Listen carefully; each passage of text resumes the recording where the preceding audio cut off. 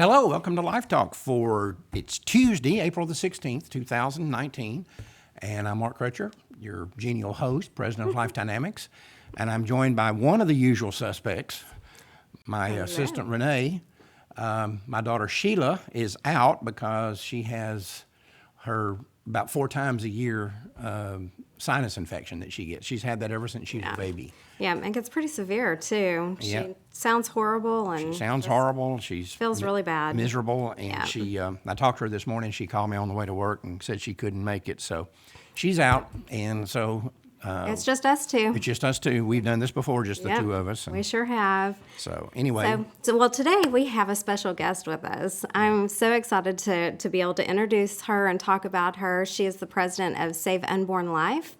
And she is joining us to tell us her story and what is going on in her world. With her organization. With her organization, yeah. And Jennifer ONeill is actually a spokesperson for this organization. She's the actress, and she was on the CoverGirl spokesperson. So anyways, we'd like to introduce Laura Merriott to the show. Hello, Laura. Hi, Laura. Hello. How are you today? I am fine. Thanks for having me. Well, thank you for joining us. You've got a really unique ministry there.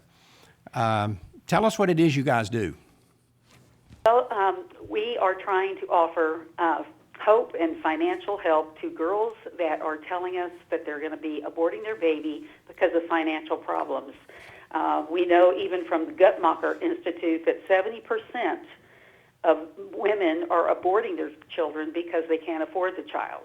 Now, that is amazing, and I was working as a nurse practitioner in a pregnancy center and heard the executive director who just did an ultrasound come out, and she was very saddened because they just did this ultrasound. They had this beautiful baby with a heartbeat and fingers and toes, and the mother looked at her and said, "I just can't afford this baby." She was going for an abortion. And we were talking in the break room, had anybody ever thought of just helping them financially? So I met with a lawyer, a Christian lawyer, and he said, yes, we should be able to come up with a contract that says, I will accept, and we are offering $3,000 to these women at the time when they're doing the ultrasound and they're having to make that choice. And we have convinced over 100 moms to choose life, and 3 of them had sets of twins, so we're over 103 babies. Wow. And we hope that we can share our mission with other pro-life citizens, and we can work together to save many more babies. Well, go ahead. Go ahead. That's what I was going to ask, is if you had met any of the babies that you guys had saved, and you said that you had met 3 so far? No. We started here in Erie, and I would, after I get a call from the pregnancy center that they had a girl that would be willing to not abort and accept the money, I meet them and sign a contract, and the contract basically says I will take care of myself and I will bring this baby to birth, and then after the birth I take them a check for $3,000.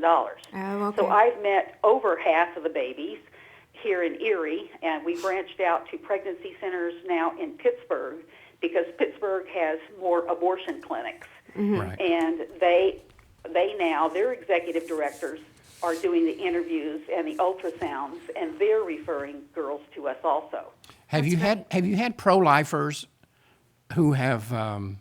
Because I've heard about this situation before. Other people have done this in the past, and pro-lifers kind of come back or some of them will, certainly not me, will criticize people like you for saying basically what you're doing is paying these women not to have abortions. And it almost kind of takes the morality out of it, that you're not convincing them not to do it because it's immoral. You're convincing them to do it for financial reasons. Have you heard that argument? Well, I think people will argue any point, but we're Right. just giving True. these girls another choice. You know, they're telling us it's about finances. Laura, can you hear That us? will save a baby. That's our main mission, saving that baby. Right. That should be the only mission. Yes. Well, the other is to save the mother from regret. Well, that's we right. know how many moms are talking about, the effects after the abortion. Jennifer ONeill, her story is that she had an abortion that she didn't want. when she was about 19, and it stayed with her forever. And she said she wrote a book about her regret and about her coming to Jesus and getting redemption. And that was her message, that people that have made this choice can be redeemed. But our main focus is to say, we hope they don't make that choice to begin with. Right. Well, we have a question on Facebook. It says, are many of these women placing their babies for adoption? Are most of them keeping the babies, or? Most of them do keep it. We originally had a contract that they would give it up for adoption, but a judge ruled that we have to give them the choice of either keeping it or giving it up.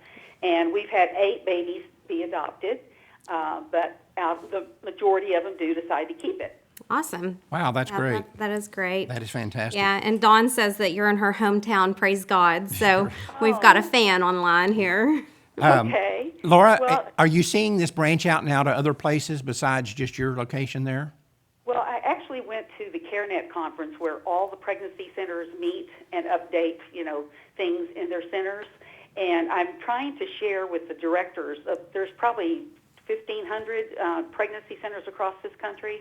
And I was trying to share with them that they could use our contract and raise funds in their area from local churches or however. That would be the very best ideal way, because, I've been working with 3 centers here, and we don't have the funds to help people across the country, but we were giving them permission to go ahead and do the same thing we're doing. Wow. Let me ask you this.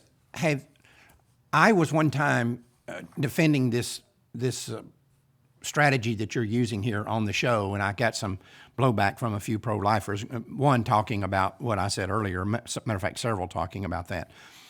But my question would be, if you've got a woman there who is willing to say, I won't kill my baby if you're serious about the $3,000 donation to help my financial situation, how is that different than a traditional crisis pregnancy situation where you say to the woman, if you won't kill your baby, we'll give you this, we'll give you that, we'll get you back in school, we'll get you a job, we'll get you clothing, we'll get you formula. I mean, it's the same exact thing if you think about it. Money is such a difference, though. I mean, it's... Well, it's fungible. You Like can that. use it. And I think Yeah. one of the conference persons at CareNet did say that their state passed a law that would give pregnancy centers money to help girls go back to school or diapers or rent, and that it is the same thing. And I think if enough states did it, there's so many new laws coming up in the states, especially that heartbeat law. Oh, that would be, amazing. Right. And then these girls, don't have to have that regret. That's the main thing. Yeah, that's true. So, And the baby's I alive. use examples Yes. too of Schindler's List. I guess you guys remember that movie where Sure. this he was just an ordinary citizen trying to make a living, and they were going to be sending these Jews to the concentration camp. They were working for his company, and he gave them just suitcases full of money to save 1,100 Jews. And in in our history, slavery, Right. Christians that were feeling that slavery was completely immoral would take lots of sums of money from the north and go down to the south, and at auction they would bid the highest bid and let that slave go free. Absolutely. I mean, yeah. there's so many examples that we give incentives to people to do the right thing, and in this case, it saves that baby's life. And our website, saveunbornlife.org, is where people will go if they want to find out. We have a girl that was actually in a Planned Parenthood, and one of our sidewalk counselors that knew about what we did was talking to the father of the baby outside of the Planned Parenthood, and she told them about what we do and convinced him to text the girl to take the $3,000. She left the clinic and was kind of skeptical, but she gave that baby birth and got her $3,000 check. And her story is on our website. The beautiful baby is just beaming. And she goes, I can't believe that I even thought about ending this baby's life. Right. Yeah. That's beautiful. Well, I'm all for whatever it takes to save a baby and a mom from the horror of abortion. Whatever it takes. And I'm sure that you've come under some criticism from this because, like I said, I've heard it myself when I've defended it. Don't worry about that. Every baby, let me tell you something. You say you've saved 103 babies so far because some of these pregnancies were twins. If it was just one baby, it's worth every nickel that you've spent. Yeah, If it was just one baby. that's right. And that's what, And we're giving the opportunity, sharing it with your listeners, to say every one of us that are pro-life can ask themselves, what would you really pay to save a baby from abortion? And 100% of the funds that are donated go directly to those moms. I'm retired from the Air Force. I was a nurse in the Air Force. And we ended up here in Erie, and there were, I didn't know what to do with my life, and I was just praying for guidance. And when this opportunity came up, I said, I have, a lot of blessings with financial success from the military, and I'm going to put that towards something that's meaningful. Right. And again, I can't imagine anything better with $3,000 than to say I saved a human baby's life. absolutely. Yeah. I don't care if it was $300 million. If you can save one of those babies, just look at one of those babies and tell me that baby's not worth that money. Right. It's unbelievable. And we shared your information on the screen so people know where to go to help support you and what you guys are doing. And we appreciate you coming on and being our guest. Absolutely. Well, thank you so much for helping us spread the mission because, again, I think, with the Unplanned movie that came out with Abby Johnson's story, those people are working in those places, and she's trying to convince them to get out like she did. And other people are marching on sidewalks, trying to convince those girls not to end their baby's life. Well, the majority of us can say, I'm pro-life, but what can I do? Right. Well, you can do a lot by donating any amount and helping us save a lot more of these innocent babies. Yep, that's right. Well, thank you for joining us, Laura. Thank you for having us. God bless. You too. You have Bye-bye. a nice day. Bye-bye. It's just another way, another tool that people are using to help save these little babies. And again, it's working. I challenge anybody to look at one of those newborn babies Right. and tell me that baby is not worth spending that money to save. Right. You know. Right. No, that baby is definitely worth saving. I mean, even Jesus left to save that one Right. one person. Right. And Well, he left the 99 to save that one. that one sheep. That you know, one if sheep, right. You're going to go out and save one sheep. That's right. right. I know that some people have a moral objection to this idea that you're just going to give them money, but I still don't see how there's a difference between that and what a standard crisis pregnancy center does. Yes. It takes money and buys products That's right. that it then gives to the woman, That's or right. it helps her with rent or whatever. I fail to see the difference. Yeah, there's not. There's not any a difference. No. And the end result is if a baby is saved, then the mechanism by which you save that baby, I'm not going to criticize. Right. Anyway, we're going to take a time out for robots, and when we come back, we've got a few interesting things to go over with you. In 1973, the U.S. Supreme Court legalized abortion nationwide. The decision is called Roe v. Wade, and those who defend it are known as robots. This is how they think.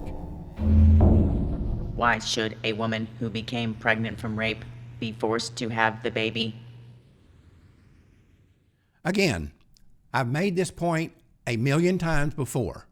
When a woman is pregnant, she is going to have the baby. The only thing to be determined is whether she's going to have a dead baby or a live baby.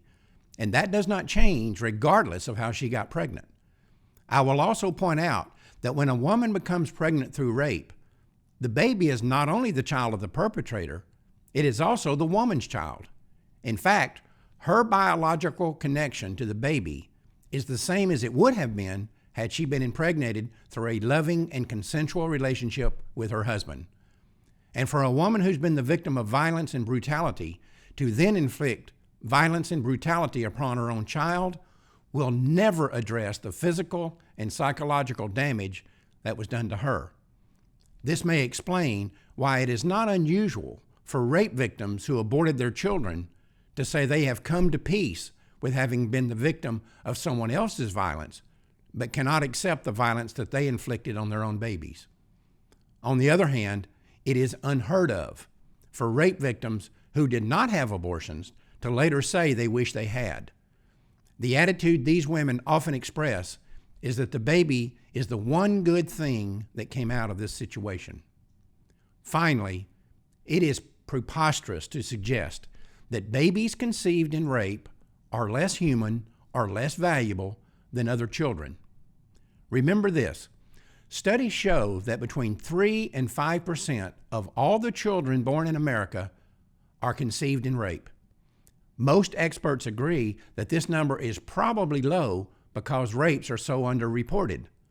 But even if we accept the number at face value, it means that if you see a school photo of 100 children, at least 3 of them were conceived in rape.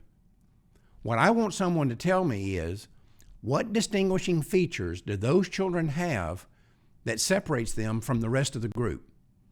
And once they are identified, would it be acceptable to have them euthanized? Or let's say a drunk driver is convicted of running over and killing one of those 3 children.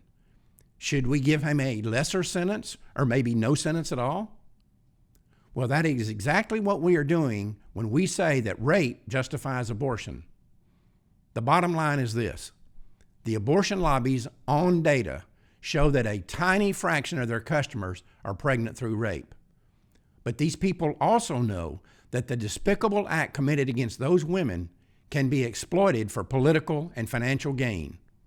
And so that's what they do. Welcome back. We saw in the last couple of days here, I guess it was Friday, that the heartbeat bill came law in Ohio. The governor there signed it. Yes. After the previous governor, he'd passed several times in Ohio, twice I think before, and the previous governor, who always claimed he was pro-life but was a bald-faced liar, Right. vetoed the bill. So this is a good outcome, obviously, and the pro-aborts are going to challenge it, and And it's going to go to the Supreme Court. it'll eventually wind up at the Supreme Court, and we'll see what happens there. Right. In the meantime, I want to bring up something that I think probably most of our viewers know. If they don't, they need to know it. There was basically 2 people, but one that we associate with, that were 100% responsible for this happening. Yes.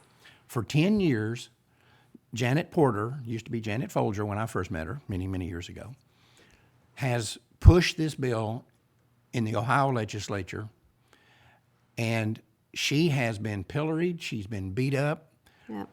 She's been betrayed by pro-life organizations. The biggest pro-life organizations in Ohio have betrayed her. Yes. And she has fought tooth and nail for this thing. And I'm going to say some things here that Janet would, and I've talked to her since this thing passed, but she would never come out in public and say, but I'm going to say it. Yeah, we can. We can. We can afford to say it. Yeah. It's upsetting. It's very upsetting. Yes. Janet has put her heart and soul, blood, sweat, and tears into this Everything she has into this for almost 10 years. for about 10 years.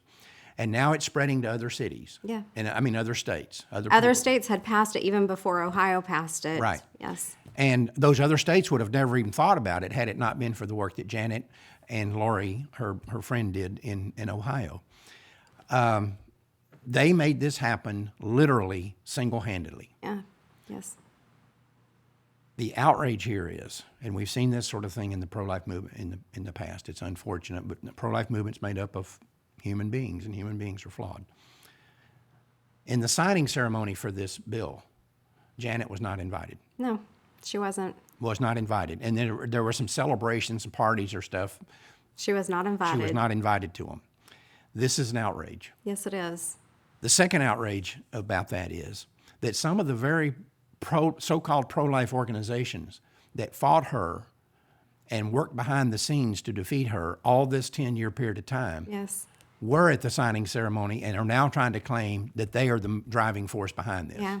I mean, I hate to be angry about this situation, but it does. It angers me. Me too. It wasn't until a couple of months ago that Some of these groups, some of these groups, I guess I'm not going to call them out, decided to go ahead and get behind this bill. It wasn't until just a couple of months ago. That's it. some of them just in the last few weeks. To get behind it, and they were there at the signing. They were Right. there at the signing, and Janet, the one that authored this bill for almost 10 years, was not invited, and not this invited. was her bill. This was an outrage. And it doesn't it shouldn't matter whose bill it is. These babies are now saved after 6 weeks or whenever the heartbeat's detected. So they're going to have so many babies in Ohio that are saved. Well, hopefully the abortionists don't overlook this, but that will be saved, and it's glory to God, really, for this passing, and of course she doesn't want the credit for it. She wants the babies to be saved. She wants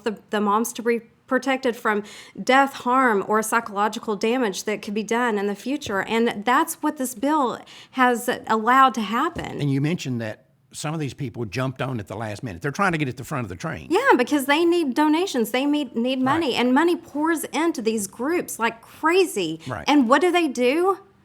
I know, but what people need to understand, you say, well, why did they jump on now? Because it looked like it was going to pass. It was going to pass because they have a pro-life governor in place now. He's agreed to sign it. And so all of a sudden now these groups look up here and they say, oh, man. And the reason for them not signing it was because of the Supreme Court, because they didn't know which way it was going to go at the Supreme Right. Court, which who knows how long that will take before it even makes it there. And why does that matter anyways? It doesn't. You do the right thing at the time and let the chips fall where they may. Anyways, But, I'm sorry. yeah, I know. So it's really frustrating for me. It's aggravating. But, Renee, we've seen this a million times. I know, it happened. It happens to with us. you. It happens to us Yes. on a daily basis. Yeah, But it doesn't matter who gets the credit. I know. What matters is, are the babies saved? Yeah, and they are. And they are going to be They're saved. going to be saved. But I told Janet the other day, and I guess you and I are more upset about it than what she is. I know. But I said, look, the people that matter know. Yeah. God knows. Yeah. The people behind the scenes that knows what's been going on in Ohio for all these years and now branching out to these other states, Right. they know Right. who is the mover and shaker behind these. So all these phonies can jump on at the last minute if they want to and run to the head of the train like they were guiding it all the time. Yeah, they They're not won't. fooling anybody. They're not. Anyway, let's move on to another little deal here. Oh, by the way, before we leave that story on, when NPR reported on this story, of course, you know what position NPR has on the yeah, abortion issue. right. They've never made any bones about it. Right. They had to jump in and throw in one lie, just out and out lie. They said Naturally. that this case is headed to the Supreme Court, may help strike down the 1973 Roe versus Wade decision. Quote, that case legalized abortion up until viability, usually at 22 to 24 weeks. NPR knows that's a lie. The Roe versus Wade, Doe versus Bolton decision legalized abortion up to the moment of birth. Yes. And they know that. Right. But they know that if you tell the American people that, then more people will be on the side of this kind of bill. Right. And so they lie about it. But Yeah. that's NPR. Yeah. And it's our tax dollars at work. Yes. Meanwhile, in New Jersey, an abortion clinic is being closed down. Abortionists are being shut down. 82 years old. Yes. His name is Kaji Vikram, or Vikram Kaji. Yeah. And he lost his license in January. He's 82 years old. Yes, he's had a stroke. The state he had a stroke, and Yes. the judge declared him incompetent to practice medicine because of his disabilities. But the National Abortion Federation and Planned Parenthood and ARL, all the rest of them, they were fine with him being there. Oh, yeah. 82-year-old. Why man. not? Why not? But anyway, he's now unable to continue, and he's the founder of 7 abortion clinics, along with his buddy, Stephen Brigham, who we know has a very notorious history. Yes. 4 years ago, the New Jersey Board of Medical Examiners, ordered Brigham, because of his problems and illegalities and so forth, to give up his interest in the clinics, and it took away his medical license. Right. And he held 6 of them, but that was the last one he held, and different states had already taken him away, his licenses away, for doing illegal late-term abortions. What Brigham did was he found this guy, Kaji, maybe he already knew him, and transferred ownership of all his clinics to this guy, Kaji. But it wasn't done legally. But there was no money changed hands. Yes. There was nothing legal about it. Right. And then Kaji hired Brigham back to run the clinics. Right. And this attorney general said that the transfer was just a sham, and it was, obviously, to keep Brigham in control. But here's one of the interesting things about this. He owes $500,000 to the Internal Revenue Service and $561,000 in penalties and prosecution costs that the state imposed in connection with the revocation of his medical license. We talked about Kaji Yes. in our report that we did, Right. Our rape report. our rape report on women who've been raped or getting raped in abortion clinics. Sexually assaulted or raped, yes. We also pointed out that he was still in practice. Yes. Him and 4 others. Me Too movement, the abortion lobby, Planned Parenthood, Nobody cares. nobody gives a damn about this. They don't care that this guy is still out there, still working with all this against him. Right. And he had one of the cases that we documented was just outrageous. Kaji was accused of sexual advances toward a lot of his clinics. Toward a lot of his patients. One of them was a woman that he knew had been sexually abused before she came to him, Right. and then he sexually abused her. She had been in a state of depression and had a history of psychiatric hospitalization. And Kaji admitted that he had invited this young lady, we called her Katie in our report, that's not her real name, to his office to provide her with sexual stimulation. But he says that having sex with her was not a violation of medical ethics because he had no emotional involvement with her. And he didn't charge her for the visit. He didn't charge her for the visit. Woo! What a guy. What a man. He didn't charge her to rape her. And it wasn't premeditated. It wasn't premeditated. He justified the reason why he Apparently, sexually assaulted her. the state didn't buy this defense. That I wonder why. I wonder why. Hey, I didn't charge her anything. I know. All right. Yeah, right. Anyway, he owned 7 clinics in cahoots with this guy Brigham. Yes. But now he's lost his license finally at Thank 82 years goodness. old. Yeah. But again, this is one of the guys we talked about, and we Right. tried to get Me Too movement fired up about this. Some of their you wrote a thing to, what, Yes. 80 of their politicians or something like that? 60 senators, yeah. Right. Yeah.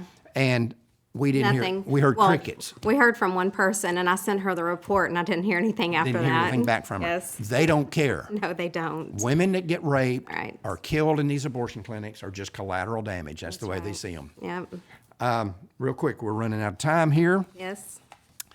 In North Carolina, a woman there, Calla Hales, Hales, abortion activist, on the board of directors of the North Carolina chapter of NARAL, National Abortion Rights Action League. Also the director of Preferred Women's Health Clinics. Yep. And I think that in our rape report, didn't we have some reports from that chain? I think we did, about women being raped. I think we did. Yep. Anyway, they're in Georgia and North Carolina. She says that babies are not persons until 30 days after they're born. Right. And Something this- about 3 days after birth. Here it is. 3 days, they cannot be added to the state. But then she said 30 days is when you can get, Right. cannot be added to a will in North Carolina, Yeah, that's what become it a is. legal person. Yeah. This is a perfect example of what we've talked about here before. The Supreme Court ruled that abortion could not be prevented by any state because the unborn child are not persons. And they determine who's a person and who's not. Yes. That's the danger. This is very dangerous. They can decide who's a person and who's not. And it's like with slavery, they decided who was a citizen and who wasn't, and that allowed slavery to be legal. Yeah. Personhood is what allowed abortion to be legal. Yes. And this is the danger that when you put 9 people on the Supreme Court and give them the power to say, you can determine, you can rule that a state can't prevent the killing of a non-person, and you get to determine who's a non-person. Right. It's outrageous. Let me tell you what else is outrageous. Currently, 19 states do not have laws requiring medical care for babies born alive after botched abortions. 19 states do not do that. Now, one of the states that did was New York, and they recently did away with it. And during the signing, the pro-aborts in the room burst out into applause because they did away with the requirement that babies born alive after abortions have to be given medical attention. Right. Yeah, no, they had a huge celebration after that. It was unreal. You know, what's happening here, Renee, and I think it's a good thing, I've said before, what's going on at this point in our history is all the things we've said about the moral bankruptcy and the moral degenerates that are on the pro-abortion side. Mm-hmm. And people said, "Oh, that's just a radical pro-lifer talking," and they can't back that up. That's nonsense. It's being shown now that we've been telling the truth all along. Yes. This is a collection of moral degenerates in the pro-choice community, and we're seeing the proof of it right here. Oh, it's not a baby till 30 days. Right. It's And these people burst out into applause. Yeah, I mean, it's just the pure evilness that is going on, and we have to put us into it because it's just going to continue. I have said for years, you've heard me a million times refer to them as the godless left. And we're the Christian right, they're the godless left. And I've caught flack even from people on the pro-life side. And my own wife criticized me for a long time for that. I think she's come around and seen what I'm talking about. But this is it. These people are completely godless. They're moral degenerates. They don't have the basic human traits of that makes you a human being. They don't have them. Right. Now, we're out of time completely. In California, a committee has passed a bill that will require that on all student IDs starting in junior high school, children 12 years old and up through college, their student ID must have the name and phone number of a, quote, sexual or reproductive health organization. Right. In other words, Planned Parenthood. An abortionist. An abortionist. That's right. And, if this passes, and it is California. Right, so I mean, who knows? Who knows? It probably will. Right. They're even trying to pass this, or if it passes, it will go to Christian schools as well. Not just secular, but Christian schools as well. I would pull my daughter out of school if this were the case. I mean, I probably would have moved from that state a long time ago, Right. anyways. But this is terrible. They need to, if they're going to have Planned Parenthood phone numbers on these cards, they need to have a crisis pregnancy center as well.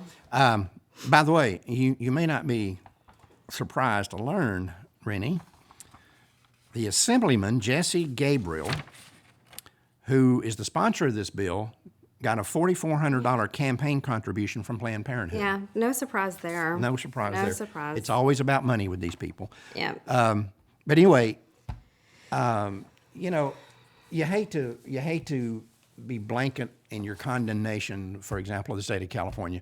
You and I went to California not long ago, and Nasty. we were at Berkeley and we were in San Francisco, and you didn't. I mean, we made a conscious decision not to even eat it at a restaurant in this place because the whole place was so nasty. It was gross. I didn't even want to walk into my hotel room with the same shoes that I walked down the sidewalks in Berkeley. In right. Berkeley. I mean, it was nasty there. It was nasty.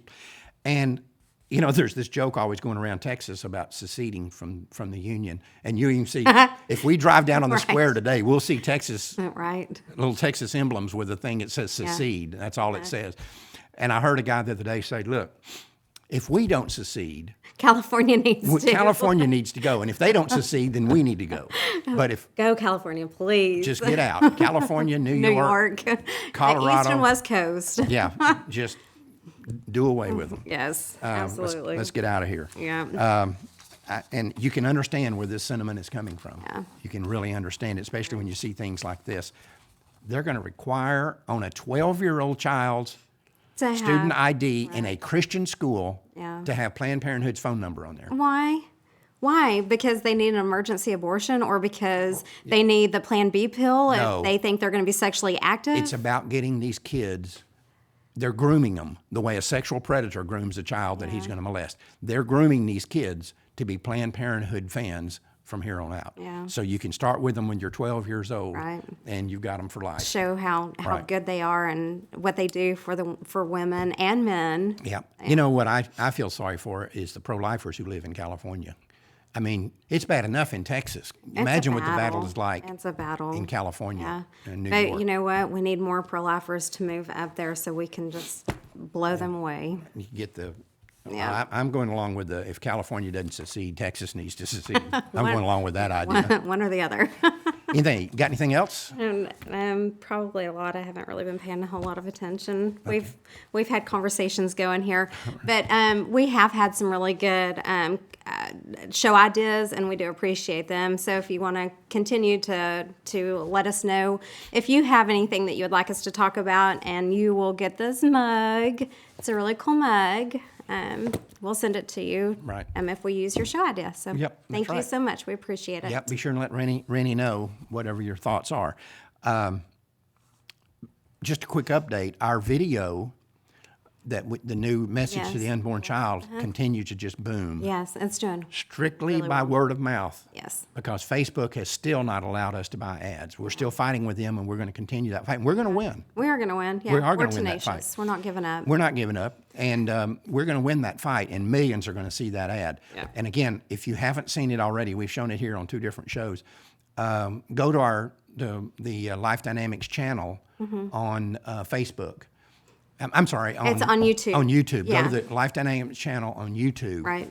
And watch this video. I think you're going to be blown away by what you see. Right. And we've got a lot more of them planned. Yeah. You're itching all over to get started on the next one. I know. I know it. We've got some good ones. We got some good ones planned. Yeah. I think some that'll actually be more powerful than this Yeah, one. I think so too. But anyway, Yeah. that's it. You got anything else? Nope, nothing We're else. done.